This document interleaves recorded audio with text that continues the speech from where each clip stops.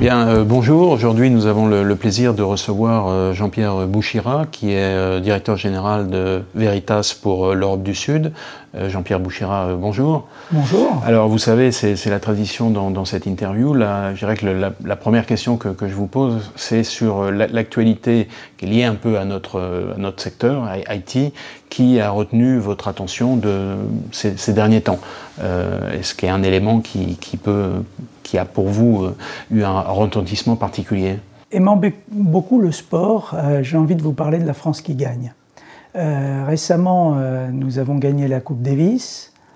Dernièrement, Paris 2024, Paris a été retenu. Et une des raisons de cette transformation est le fait que Paris ait été retenu pour les Jeux Olympiques, et aussi tout cet effort lié à une vision d'une équipe qui gagne, où la nouvelle technologie et les parties cloud et de transformation digitale des différents acteurs du comité ont joué, et Paris a été retenu. Donc c'est les deux exemples qui me viennent à l'esprit. Le troisième exemple, c'est une actualité toute récente, puisque Veritas, cette semaine, a opéré d'une part des annonces de nouveaux produits, et ensuite nous avons eu notre événement annuel que l'on appelle Vision. Alors, je ne veux pas jouer les rabat-joie, mais si je reprends le premier exemple que vous avez, la Coupe Davis, je dirais qu'il n'y a plus beaucoup de pays qui s'intéressent à la Coupe Davis. D'ailleurs, la meilleure preuve, c'est que dans les joueurs que les Français ont rencontrés, je crois qu'il y en avait un qui était dans le top 50. Donc, c'était juste une petite remarque là-dessus. C'est vrai. En revanche, sur Paris 2024, juste pour prolonger un tout petit peu, vous pensez vraiment que, je dirais que l'environnement actuel lié à la technologie a pu jouer un rôle dans la décision du CIO? Nous travaillons avec un partenaire qui est une grande société SS2I française qui, depuis de nombreuses années... Atos, peut-être? Qui, depuis de nombreuses années, accompagne les JO. Oui. Et nous étions, pas plus tard que la semaine dernière, ensemble sur l'événement Veritas, et le patron de la transformation d'Atos, qui est en charge aussi des JO, a présenté l'évolution et le mouvement à l'intérieur de l'organisation des Jeux depuis les derniers Jeux sur cette transition vers le cloud et les demandes interactives à la demande des utilisateurs. Et cette technologie, le fait d'avoir des startups innovantes en France et en région parisienne et sur Paris, a certainement joué. Est-ce que c'est un critère important? Je ne pourrais pas vous dire, mais ça a joué. Très bien. Bon, écoutez, c'est une bonne remarque parce que j'aurais sans doute pas pensé. Alors, on va maintenant parler un peu de Veritas. Hein. Donc, Veritas, c'est pas une société nouvelle. Hein. Ça a été créé en 83, si ma mémoire est bonne, donc presque 35 ans. Et puis, dans votre histoire, il y a eu un événement important qui est en 2004. Il y a eu la fusion, alors qui était plutôt une acquisition de la part de Symantec, qui à l'époque représentait plus de 13 milliards de dollars, et je crois que c'était le plus important du secteur. Donc ça a duré quelques années, cette fusion avec Symantec, et puis il y a à peu près 2 ans, vous avez repris votre indépendance, et je dirais que c'est un peu dans ce nouveau contexte que vous êtes là aujourd'hui. La question qu'on aurait à vous poser, c'est finalement, suite à cette scission, qui est le nouveau Veritas d'aujourd'hui? Est-ce qu'il est différent de celui qu'il était justement quand vous étiez associé avec Symantec? Alors, d'abord, Veritas, c'est effectivement, il y a 2 ans, a repris son indépendance, plus ou moins, puisque nous avons été rachetés par le groupe Carlyle. On n'est jamais indépendant de... On n'est jamais indépendant. Veritas, c'est 7500 personnes aujourd'hui, et parmi ces 7500 personnes, 50% des collaborateurs font partie du groupe R&D. Ce qui est considérable. De ce fait, Carlyle et Veritas, il y a eu 5 événements majeurs. Le premier, c'est de transposer une vision.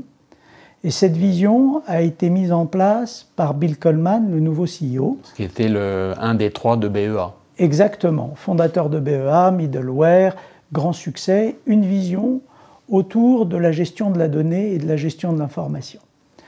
La personne en charge de la R&D, Mike Palmer, qui est aussi notre CPO, qui généralement présente lors d'événements notre stratégie, est la pierre angulaire de la stratégie Veritas vers les plateformes de management d'information. Nous avons lancé, depuis 2 ans, 8 nouvelles solutions autour du management de la donnée. Ça n'avait jamais été fait pendant les 10 dernières années, du fait de ces 30% d'investissement dans la R&D. Donc ça a donné, finalement, cette scission a donné un nouveau, un reboot, comme on dit, un peu un coup d'accélérateur dans votre stratégie. Alors justement, on va parler un peu de quelques-unes de ces solutions, puisque vous avez dit 8, on ne va pas en parler de toutes, mais vous avez annoncé en septembre votre 360 Data Management Platform, ou une nouvelle version. Donc alors, qui s'inscrivait dans un mouvement dont on parle beaucoup aujourd'hui, qui est le multi-cloud. Donc est-ce que vous pouvez nous expliquer un petit peu ça? Veritas est parti d'un concept très simple, c'est que nous étions connus dans le domaine de la protection de la donnée. Sauvegarde, restauration, sauvegarde, utiliser restauration, un mot qu'on utilise depuis... Archivage également, voilà, puisque nous avions des logiciels d'archivage. Aujourd'hui, le concept est un concept de plateforme et d'écosystème.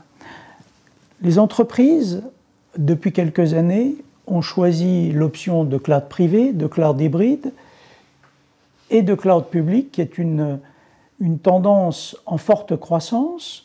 Et on voit, après les enquêtes et les résultats que nous avons reçus, qu'environ 66% des entreprises vont vers le multi-cloud. Donc nous sommes partis de ces postulats pour développer des logiciels qui répondent aux attentes des directions informatiques. Première attente, réduction des coûts dans les environnements legacy. Ça se traduit par quoi? Ça se traduit par des logiciels chez nous qui sont dans les environnements NetBackup, c'est-à-dire des environnements de backup et de sauvegarde, mais liés au cloud.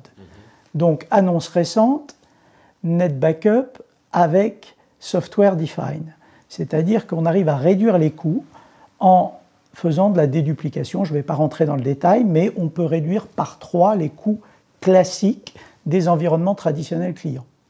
Deuxième évolution, des logiciels qui vont aller découvrir la cartographie des données. Qui devient de plus en plus complexe dans cet environnement multi-cloud que exactement, vous avez présenté. Toutes ces données non structurées. Donc ça, c'est la plateforme, enfin le logiciel eDiscovery que vous avez annoncé. Exactement, le logiciel eDiscovery sur lequel vous avez la possibilité de cartographier, visualiser, identifier. Et ça se fait de manière automatisée ou est-ce qu'il faut qu'il y ait quelqu'un qui soit là pour le piloter? Tout va être automatique, on définit les paramètres. Vous en servirez demain pour la GDPR, on en parlera peut-être tout à l'heure, mais ces logiciels sont des fondations de la plateforme de data management qui vont servir à identifier tous les éléments de la donnée. Ensuite, nous avons des logiciels qui vont vous permettre, après la cartographie, de minimiser l'impact. Puisque quand on est dans le cloud, on a une tendance à avoir des données non structurées qu'on agrège. On parle de machine learning et d'intelligence artificielle. L'intelligence artificielle se nourrit d'un puits de données. Donc toutes ces données ont tendance à grandir. Eh bien, nous avons développé des logiciels qui vont permettre de réduire justement cet impact d'exponentialité, si je peux m'exprimer comme ça, de la donnée. Donc, logiciel SDS, qu'on appelle Access, des logiciels VRP, sur toute la partie résilience de l'information, et puis ensuite, des logiciels liés au cloud et au multi-cloud, puisque une des annonces qui a été faite en février, ce sont 23 connecteurs par rapport au cloud public, que nous travaillons avec AWS, nous travaillons avec Microsoft Azure, avec Google, avec IBM et avec Oracle. Avec ça, vous couvrez déjà pas mal de solutions existantes. Alors, vous avez parlé du SDS, donc du Software Defined, et vous avez conclu un accord récemment avec Nutanix. Donc, quel est alors déjà, le SDS est un marché déjà relativement encombré, donc quels sont vos objectifs sur ce marché-là, et quelle est la nature de cet accord, de ce partenariat avec Nutanix? Nutanix, société leader sur le marché de l'hyperconvergé, Veritas, leader sur le marché de la gestion de la donnée, ensemble, nous avons décidé de pouvoir travailler sur des appliances, c'est un concept de réponse aux attentes des clients entre l'hyperconvergence et le software define. Eh bien, ça va faire quoi? Ça va d'abord réduire les coûts du legacy.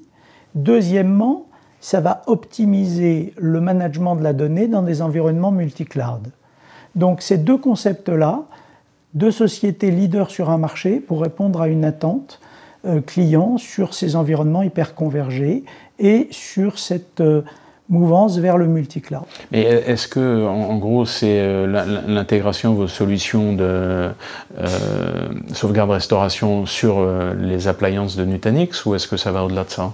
Eh bien, d'abord, vous l'avez dit, effectivement, c'est tous les logiciels de gestion de la donnée, pas uniquement le backup, mais les logiciels comme Access qui font effectivement du software define, et puis des logiciels qui vont aussi travailler sur la déduplication des données, sur la réduction des données pour minimiser effectivement l'impact de ces données évolutives, qu'elles soient non structurées ou structurées. Oui, alors justement, dans les données non structurées, étant donné le volume qu'on peut générer et de manière extrêmement rapide, ça suscite de nouvelles problématiques. Est-ce que vous, en particulier la déduplication ou la sauvegarde, là, prend des proportions considérables? Est-ce que vous avez des solutions qui permettent de répondre à cette nouvelle problématique? Nous avons fait une annonce récemment, au mois de novembre, sur ces logiciels qui sont parmi les 8 solutions. Une annonce effectivement pour avoir les logiciels NetBackup associés avec du SDS pour effectivement faire de la déduplication et avec un taux de déduplication défiant aujourd'hui les meilleurs du marché. Donc nous sommes effectivement dans cette mouvance de réduction du volume de données en utilisant ces concepts de déduplication. Alors très bien, pour terminer, vous avez abordé le sujet de la GDPR, donc bon, effectivement, vu toutes les activités sur lesquelles vous êtes présent, il paraît relativement naturel de penser que vous êtes investi sur cette problématique-là, dont on rappelle que les échéances sont très proches, puisque c'est en mai 2018 que les entreprises devront être conformes. Je crois que ça génère un niveau d'activité qui est assez conséquent, puisque le Syntex, qui faisait une présentation hier, faisait allusion référence à une enquête de IDC qui portait après... On avoisine le milliard d'euros générés par toute cette activité GDPR. Donc c'est quelque chose de très important. Et je crois que c'est quelqu'un de chez vous qui le comparait un peu au BOC de l'an 2000. C'est vraiment une échéance à laquelle les entreprises vont devoir se conformer. Donc vous, qu'est-ce que vous faites dans le domaine du GDPR? Est-ce que vous avez des solutions et est-ce que vous proposez du service? Alors, la première des démarches, quand on parle de GDPR, c'est effectivement, on parle de cette compliance en 2018. Veritas propose une trajectoire. La première des trajectoires, c'est effectivement de travailler sur un assessment.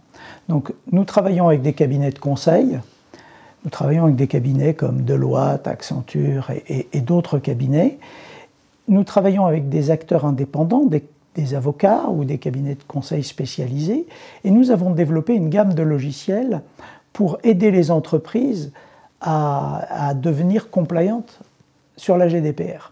Donc, je parlais de e-discovery, mais vous avez d'autres logiciels qui vont effectivement classifier cette donnée, la cartographier, la classifier, la stocker, pouvoir la restituer, quel que soit l'endroit où elle se trouve. La problématique de la GDPR, c'est qu'en mai 2018, les cabinets de conseil disent qu'environ 1% seulement des entreprises françaises sera compliant réellement. Mais si on arrive à proposer une trajectoire, à dire qu'on a déjà commencé à engager un processus, eh bien il va falloir pouvoir montrer que ce processus est engagé. La problématique principale qui nous protège tous, c'est aussi le droit à l'oubli. C'est-à-dire que si demain on a un élément qu'on appelle le SAR, c'est-à-dire que vous allez faire une demande à l'entreprise qui vous emploie, en disant « je souhaite qu'un des éléments me concernant soit supprimé ».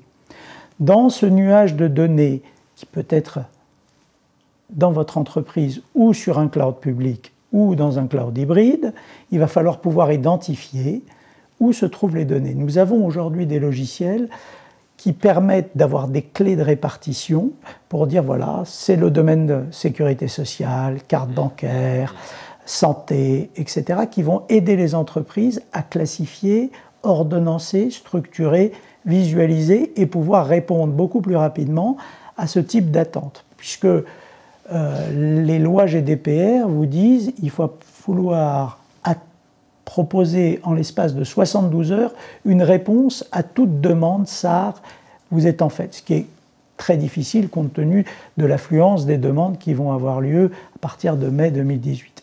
Mais pour répondre à votre question, nous avons un certain nombre de logiciels qui préparent et nous avons déjà commencé à travailler avec de grandes sociétés françaises sur cette démarche GDPR Compliance.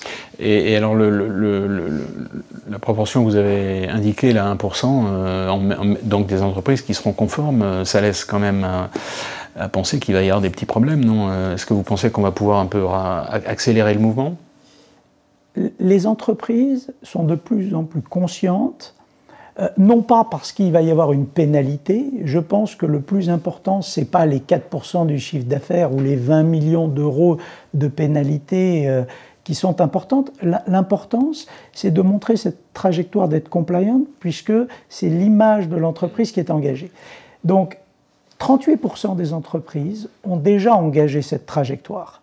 Ne sont pas compliantes aujourd'hui, mais le domaine s'accélère. On voit de plus en plus de ce qu'on appelle Chief Data Officer dans les entreprises. C'était la première démarche, c'est nommer une personne responsable de la GDPR, puisque tous les services sont concernés au sein de la même entreprise. Donc effectivement, Veritas a commencé à engager avec son écosystème partenaire sur cette démarche de compliance, mais je pense que en mai 2018, moins de 50% seront réellement compliantes. Est-ce que c'est important? L'important, c'est la trajectoire. Ok, bon, bah écoutez, puisqu'on parlait, vous avez une référence sportive, on pourrait presque dire que l'important, c'est de participer. Je crois qu'on a fait un tour assez complet. Jean-Pierre Boucheyra, merci beaucoup. Merci beaucoup. Au revoir.